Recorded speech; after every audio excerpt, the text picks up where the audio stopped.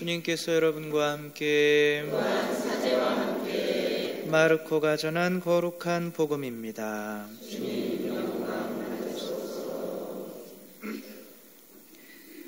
그때 어떤 나병 환자가 예수님께 와서 도움을 청하였다. 그가 무릎을 꿇고 이렇게 말하였다. 스승님께서는 하고자 하시면 저를 깨끗하게 하실 수 있습니다. 예수님께서 가엾은 마음이 드셔서 손을 내밀어 그에게 대시며 말씀하셨다. 내가 하고자 하니 깨끗하게 되어라. 그러자 바로 나병이 가시고 그가 깨끗하게 되었다. 예수님께서는 그를 곧 돌려보내시며 단단히 이르셨다.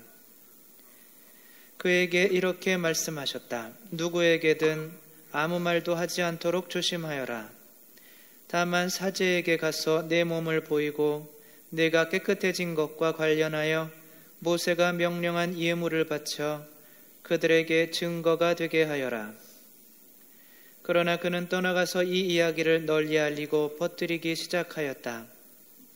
그리하여 예수님께서는 더 이상 드러나게 고을로 들어가지 못하시고 바깥 외딴 곳에 머무르셨다. 그래도 사람들은 사방에서 그분께 모여들었다. 주님의 말씀입니다.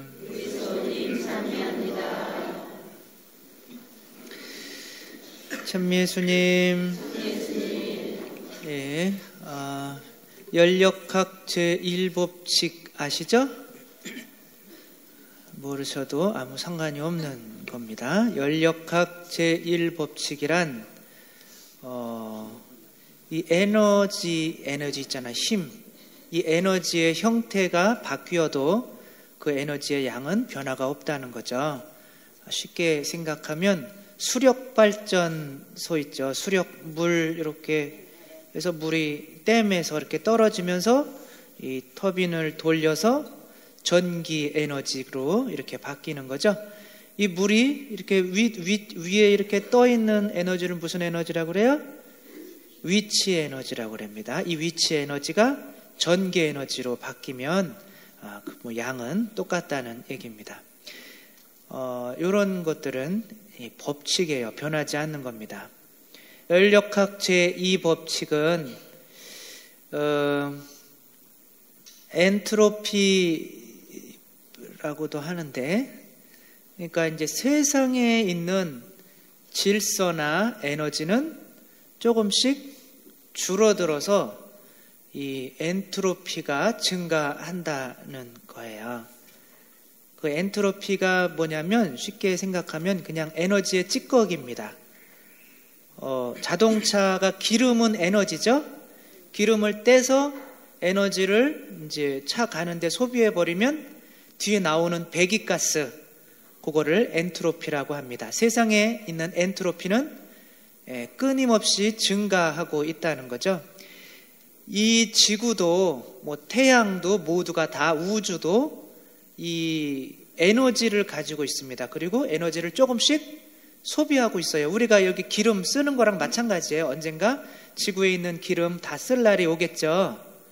제가 초등학교 때는 30년 뒤에면 기름이 없다고 그랬는데 지금도 기름이 아직 많이 있는 것 같아요. 기름. 아무튼 근데 언젠가는 쓰면 없어지겠죠.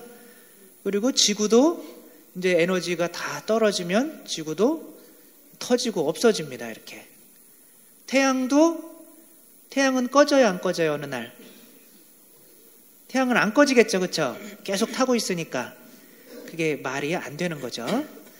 태양도 어느 날 다 꺼집니다.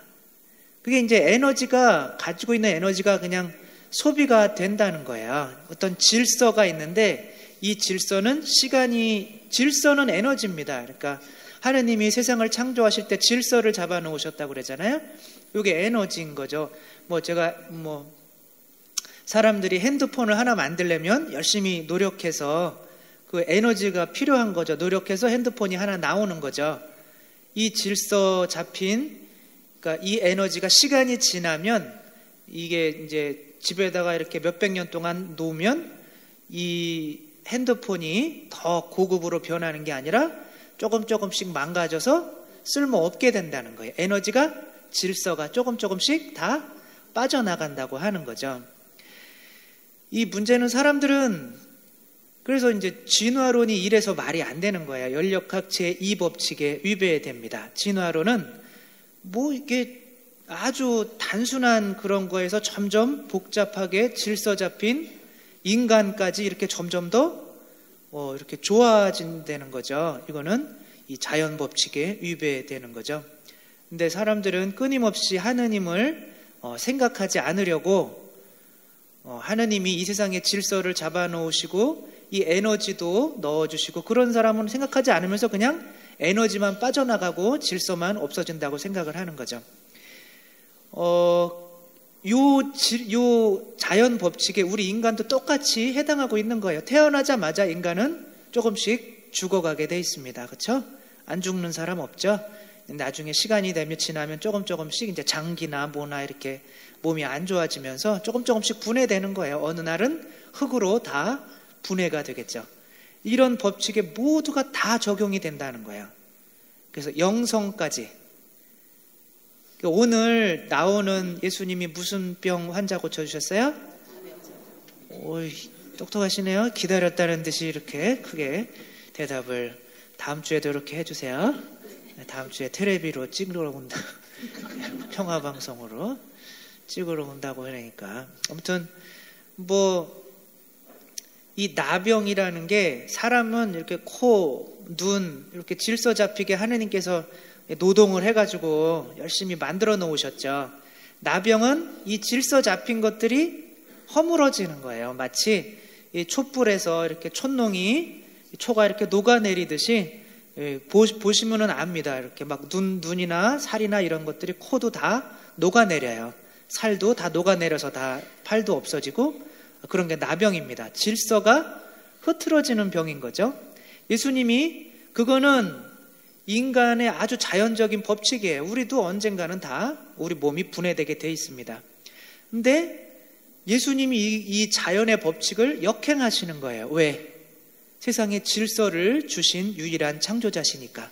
그러니까 예수님이 한번 탁 만져주면 이 사람은 다시 이 자연의 법칙에 위배되지 않게 됩니다. 이게 정말 중요한데 사람들은 그렇게 생각해요. 우리가 세례를 받고 며칠 동안 이렇게 몇 년 동안 혹은 냉담하다가 돌아오면 신앙이 그 세례 받을 때 그 상태에서 다시 시작하는 줄 알아요. 그럼 천만의 말씀입니다. 예수님을 떠나면 저절로 분해되게 돼 있어요. 저절로 죄를 짓게 돼 있고 저절로 얼굴이 이렇게 분해되게 돼 있는 거죠. 오늘의 가장 큰 기적은 예수님이 이렇게 기적을 일으켜줘서 그 나병원자를 고쳐주신 게 아니라 자연의 법칙을, 그러니까 이 나병 환자가 자기 마음대로 살다가 예수님을 향하게 된 게 가장 큰 기적입니다. 신약 성서에도 많이 있죠. 예수님을 떠나면 저절로 다 이 엔트로피 연력학 제2법칙에 의해서 분해되게 된다는 게 나는 포도나무요 너희는 가지다. 포도나무가 가지가 포도나무에 붙어 있지 않으면 다 말라버리고 그렇죠? 썩어버리고 나중엔 불은 지옥을 의미하는 거죠. 그러니까 하느님께 붙어 있지 않으면 하느님께 붙어 있어야 거기서부터 나무에서부터 수액이 나와서 그렇게 수액이 이렇게 들어가야 이 가지가 싱싱하게 되는 건데 떨어지면 저절로 끝나게 된다는 거죠. 구약에도 이런 건 되게 많이 나와요. 그러니까 기본적인 걸 오늘 말씀을 드리는 건데 사람들은 잠깐 떨어져 있어도 괜찮겠지 그러면서 냉담을 하게 되는 거예요. 주일미사 우리 10명 중에 3명도 안 나옵니다. 이게 하느님과 떨어지는 걸 큰 뭐라고 생각하지 않는 거예요. 이게 오늘 중요한 게 뭐냐면 하느님과 떨어지는 것 자체가 나병이라는 거를 깊이 인식해야 되는 게 오늘 복음의 핵심이에요. 내가 큰 죄를 짓고 그래서 나병이 걸리는 게 아니라 하느님과 떨어지는 자체가 이 자연 법칙에 저절로 이 불에 아주 빨갛게 달궈졌던 게 공기에 있으면 그 달궈진 게 시간이 지나면 점점 식죠. 마찬가지로 하느님을 떠나면 붙어 있지 않으면 저절로 망가진다는 게 오늘 핵심이에요. 그리고 내가 다시 내 자신을 회복하기 위해서는 그리스도께 다시 돌아와야 된다는 거죠. 예레미야서 13장에 보면 하느님이 이스라엘 사람들이 말을 워낙 안 들어요. 그래가지고 이 이스라엘 사람들이 어떻게 될 것인지 상징적으로 보여줍니다. 예레미야한테 너 아마 있죠? 아마포로 된 띠를 하나 사라고 그래요. 띠, 허리에 두르는 띠를. 그래서 허리에 두르는 띠를 이제 사가지고 허리에 둘렀어요. 두르고 열심히 다니고 있는데 하느님이 다시 그거를 띠를 풀러서 유프라테스 강 근처에 그 절벽 그 돌 사이에 넣어놔라. 감춰놓으라 그래요. 그럼 왜 굳이 띠를 사가지고 메고 다니라고 그랬다. 다시 풀러가지고 강 옆에니까 습기가 약간 있겠죠. 그 다음에 며칠이 지난 뒤에 다시 예레미야야 가서 그 띠 좀 다시 가져와라. 그래서 예레미야가 갔어요. 갔더니 띠가 연력학 제2법칙에 의해서 더 단단해졌겠어요? 망가졌겠어요? 똑똑하십니다. 우리 다 물리학자들이 되신 거죠? 요거를 잘 아는 거죠. 그래서 가봤더니 다 이렇게 부스러지게 돼 있는 거예요. 못 쓰게 된 거예요. 그래서 이게 바로 이스라엘의 운명을 이야기하는 겁니다. 이스라엘이 하느님을 떠나서 우리 그리스도를 이제 죽이고 어떻게 보면 하느님을 떠나죠. 2000년 동안 나라 없이 이렇게 부스러지는 거죠. 그거는 기본입니다. 우리가 죽는 거예요. 하느님을 떠나서. 그래서 하느님이 이렇게 결론을 내려주십니다.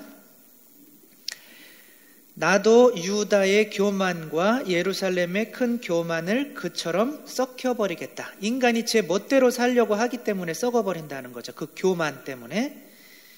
이 사악한 백성이 내 말을 듣기를 마다하고 제 고집스러운 마음에 따라 다른 신들을 쫓아다니며 그것들을 섬기고 예배하였으니, 우리가 성당에 안 나오는 것은 다른 신을 섬기기 때문에 그래요. 그 다른 신이 내 자신이 될 수도 있고, 자아가 될 수도 있고, 돈이 될 수도 있고, 쾌락이 될 수도 있고, 오늘 날씨 좋으니까 아무튼 놀러 가는 게 될 수도 있고, 그런 것들이 다, 아니면 어떤 다른 사람이 될 수도 있고, 권력이 될 수도 있고, 그런 거 다 우상인 거죠. 아무짝에도 쓸모없는 이 띠처럼 되고 말 것이다. 이 띠가 사람의 허리에 붙어 있듯이 내가 온 이스라엘 집안과 온 유다 집안을 나에게 붙어 있게 한 것은 그들이 내 백성이 되어 명성과 칭송과 영광을 얻게 하려고 한 것이다. 그러나 그들은 순종하지 않았다. 예수님이 나병 환자를 이렇게 건드리는 거는 대단한 큰 죄입니다. 그때 당시로 볼 때는. 왜냐하면 나병 환자를 건들면 건든 사람도 어떻게 돼요? 부정하게 돼요. 근데 예수님은 본인이 하느님으로서 이 허리에 띠를 띠고 있다는 것은 붙어 있는다는 뜻이에요. 그렇죠? 포도나무에 나무 가지가 붙어 있어야 되는 거예요. 그것처럼 예수님이 당신이 포도나무고 너희들은 가지라 이거예요. 내 곁에 붙어 있으라 이겁니다. 그러나 정말 하느님이 아무리 쫓아다니면서 그 사람한테 이렇게 숨바꼭질처럼 이렇게 몸에다 붙이려고 해도 사람들이 도망 다니면 아무것도 할 수가 없어요. 오늘의 더 큰 기적은 예수님이 나병을 치유한 게 아니라 지 멋대로 살다가 병이 든 이 나병 환자가 예수님을 향해서 당신이 원하시면 저를 깨끗하게 하실 수 있습니다. 이 말을 한 거예요. 지금까지는 우리가 무언가를 청할 때 주님, 제가 이런 거 원하니까 이런 거 도와주세요. 거의 이제 내 중심으로 기도를 했었죠. 내가 이거를 원하니까 내가 원하는 것들을 해왔는데 이제부터는 당신이 원하시면 저를 깨끗하게 해주실 수 있습니다. 그러니까 원하는 것과 그 능력과는 이렇게 내가 하늘을 날고 싶다 이 원해도 나는 날 수가 없어요. 왜냐하면 하느님이 아니니까. 하느님은 원하는 것과 능력과 똑같습니다. 이 사람은 지금 알고 보니까 내가 지금 이렇게 허물어져 있지만 당신만이 나를 고쳐주실 수 있는 창조주이시고 하느님이시고 주님이십니다. 이렇게 되돌아오는 거예요. 이미 그렇게 되돌아온 곳에서 이미 큰 기적은 일어납니다. 브루스 올마이티라는 영화 보셨어요? 짐 캐리 나오고 모건 프리만이 하느님으로 나오는 건데 다 보셨죠? 네, 다 보신 거로 알고 이 짐 캐리라는 이게 오늘 이 복음이 딱 거기 들어가 있어요.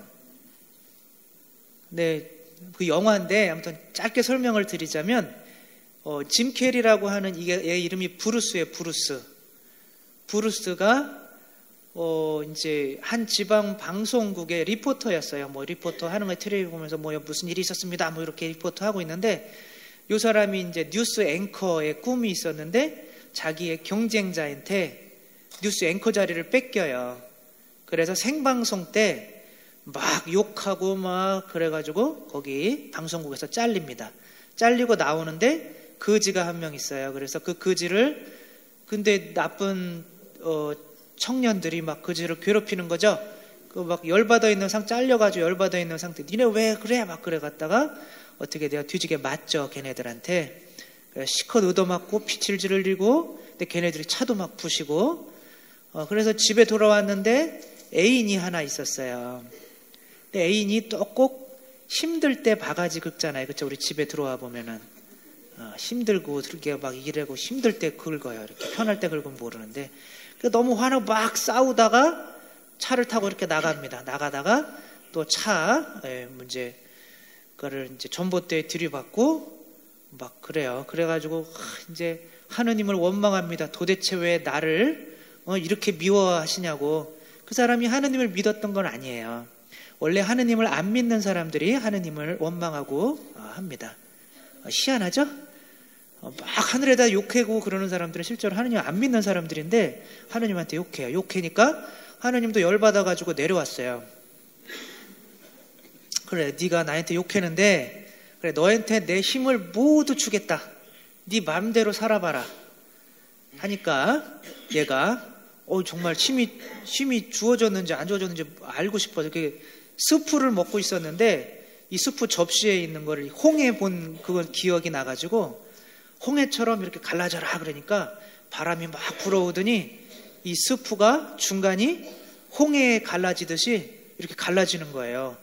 그 진짜 장면이 진짜 멋있는데 아무튼 영화 한번 봐보세요. 그리고 이게 갈라지니까 나중에 이제 뭐 전지전능한 힘을 이용해서 뭐 자기가 이제 유명해지는 거죠. 힘도 얻게 되고 뭐 차 막히면 길에 이렇게 탁탁 하면은 차들이 다 탁탁탁탁 옆으로 치워지면서 길이 뻥 뚫리고 또 뭐 그런 것들을 이용해서 힘을 이용해서 하느님이 된 거죠.